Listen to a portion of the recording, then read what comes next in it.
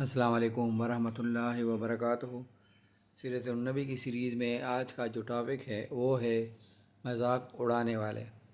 جواب میں حضرت خباب بن ارت رضی اللہ عنہ نے فرمایا، اللہ کی قسم میں محمد صلی اللہ علیہ وآلہ وسلم کا دین نہیں چھوڑ سکتا۔ اسی طرح ان مذاق اڑانے والوں میں سے ایک اسود بن یغوث بھی تھا۔ یہ حضور صلی اللہ علیہ وآلہ وسلم کا ماموزات تھا۔ جب بھی مسلمانوں کو دیکھتا تو اپنے ساتھیوں سے کہتا، دیکھو تمہارے سامنے روئی زمین کے وہ بادشاہ آ رہے ہیں جو کسریٰ اور قیصر کے وارث بننے والے ہیں۔ یہ بات وہ اس لیے کہتا تھا کیونکہ صحابہ رضی اللہ عنہم اجمعین میں اکثر کے لباس پھٹے پرانے ہوتے تھے، وہ مفلس اور نادار تھے، اور آپ صلی اللہ علیہ وسلم یہ پیش گوئی فرما چکے تھے کہ مجھے ایران اور روم کی سلطنتوں کی کنجیاں دی گئی ہیں۔ اسود آپ صلی اللہ علیہ وآلہ وسلم سے یہ بھی کہا کرتا تھا، محمد آج تم نے آسمانوں کی باتیں نہیں سنائیں، آج آسمان کی کیا خبریں ہیں؟ یہ اور اس کے ساتھی جب آپ صلی اللہ علیہ وسلم اور آپ صلی اللہ علیہ وسلم کے صحابہ رضی اللہ عنہم اجمعین کو دیکھتے تو سیٹیاں بجاتے تھے، آنکھیں مٹکاتے تھے۔ اس قسم کا ایک آدمی نضر بن حارث تھا، یہ بھی آپ صلی اللہ علیہ وسلم کا مذاق اڑانے والوں میں شامل تھا۔ ان میں سے اکثر لوگ ہجرت سے پہلے ہی مختلف آفتوں اور بلاؤں میں گرفتار ہو کر ہلاک ہوئے۔ ان مذاق اڑانے والوں میں سے ایک حضرت خالد بن ولید رضی اللہ عنہ کا باپ ولید بن مغیرہ بھی تھا۔ یہ ابو جہل کا چچا تھا۔ قریش کے دولت مند لوگوں میں اس کا شمار ہوتا تھا۔ حج کے زمانے میں تمام حاجیوں کو کھانا کھلاتا تھا، کسی کو چولہا نہیں جلانے دیتا تھا۔ لوگ اس کی بہت تعریف کرتے تھے، اس کے قصیدے پڑھتے تھے۔ اس کے بہت سے باغات تھے۔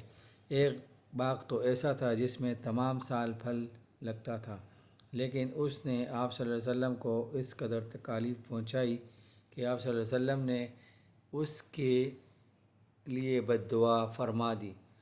اس کے بعد اس کا تمام مال ختم ہو گیا، باغات تباہ ہو گئے۔ پھر حج کے دنوں میں کوئی اس کا نام لینے والا بھی نہ رہا۔ ایک روز جبرائیل علیہ السلام آپ صلی اللہ علیہ وسلم کے پاس تشریف لائے۔ اس وقت آپ صلی اللہ علیہ وآلہ وسلم بیت اللہ کا طواف کر رہے تھے۔ جبرائیل علیہ السلام نے آ کر عرض کیا، مجھے حکم دیا گیا ہے کہ میں آپ صلی اللہ علیہ وسلم کو مذاق اڑانے والوں سے نجات دلا دوں۔ ایسے میں ولید بن مغیرہ ادھر سے گزرا۔ جبرائیل علیہ السلام نے آپ صلی اللہ علیہ وآلہ وسلم سے پوچھا، آپ صلی اللہ علیہ وآلہ وسلم اسے کیا سمجھتے ہیں؟ آپ صلی اللہ علیہ وآلہ وسلم نے فرمایا، اللہ تعالیٰ کا برا بندہ ہے۔ یہ سن کر جبرائیل علیہ السلام نے ولید کی پنڈلی کی طرف اشارہ کیا اور بولے، میں نے اسے انجام تک پہنچا دیا۔ پھر عاص بن وائل سامنے سے گزرا تو جبرائیل علیہ السلام نے پوچھا، اسے آپ صلی اللہ علیہ وسلم کیسا آدمی پاتے ہیں؟ آپ صلی اللہ علیہ وسلم نے فرمایا، یہ بھی ایک برا بندہ ہے۔ حضرت جبرائیل علیہ السلام نے اس کے پیر کی طرف اشارہ کیا اور پھر بولے، میں نے اسے انجام تک پہنچا دیا ہے۔ اس کے بعد اسود وہاں سے گزرا۔ اس کے بارے میں آپ صلی اللہ علیہ وسلم نے بھی یہی فرمایا کہ برا آدمی ہے۔ حضرت جبرائیل علیہ السلام نے اس کی آنکھ کی طرف اشارہ کیا اور بولے، میں نے اسے انجام تک پہنچا دیا ہے۔ پھر حارث بن ایتلا گزرا۔ حضرت جبرائیل علیہ السلام نے اس کے پیٹ کی طرف اشارہ کر کے کہا، میں نے اسے انجام تک۔ اس واقعے کے بعد اسود بن یغوث اپنے گھر سے نکلا تو اس کو لو کے تپیڑوں نے جھلسا دیا۔ اس کا چہرہ جل کر بالکل سیاہ ہو گیا۔ جب یہ واپس اپنے گھر میں داخل ہوا تو گھر کے لوگ اسے پہچان نہ سکے۔ انہوں نے اسے گھر سے نکال دیا اور دروازے بند کر دیے۔ اس کے ساتھ ہی یہ زبردست پیاس میں مبتلا ہو گیا، مسلسل پانی پیتا رہتا تھا، یہاں تک کہ اس کا پیٹ پھٹ گیا۔ حارث بن ایتلا کے ساتھ یہ ہوا کہ اس نے ایک نمکین مچھلی کھا لی، اس کے بعد اسے شدید پیاس نے آ لیا۔ یہ پانی پیتا رہا یہاں تک کہ اس کا پیٹ بھی پھٹ گیا۔ ولید بن مغیرہ ایک روز ایک شخص کے پاس سے گزرا، وہ شخص تیر بنا رہا تھا، اتفاق سے ایک تیر اس کے کپڑوں میں الجھ گیا۔ ولید نے تکبر کی وجہ سے جھک کر اس کا تیر نکالنے کی کوشش نہ کی اور آگے بڑھنے لگا تو وہ تیر اس کی پنڈلی میں چھپ گیا، اس کی وجہ سے زہر پھیل گیا اور وہ مر گیا۔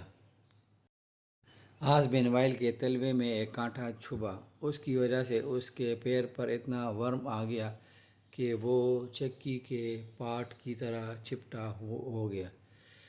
اس حالت میں اس کی موت واقع ہو گئی۔ حضرت ابن عباس رضی اللہ عنہ کی روایت کے مطابق یہ لوگ ایک ہی رات میں ہلاک ہوئے تھے۔ نبی کریم صلی اللہ علیہ وسلم نے محسوس فرمایا کہ قریش مکہ کے لوگ مسلمانوں کو بے تحاشا تکلیف پہنچا رہے ہیں اور مسلمانوں میں بھی ابھی اتنی طاقت نہیں کہ وہ اس بارے میں کچھ کہہ سکیں۔ چنانچہ آپ صلی اللہ علیہ وسلم نے مسلمانوں سے فرمایا کہ تم لوگ روئی زمین پر ادھر ادھر پھیل جاؤ، اللہ تعالیٰ پھر تمہیں ایک جگہ جمع فرما دے گا۔ ہم کہاں جائیں؟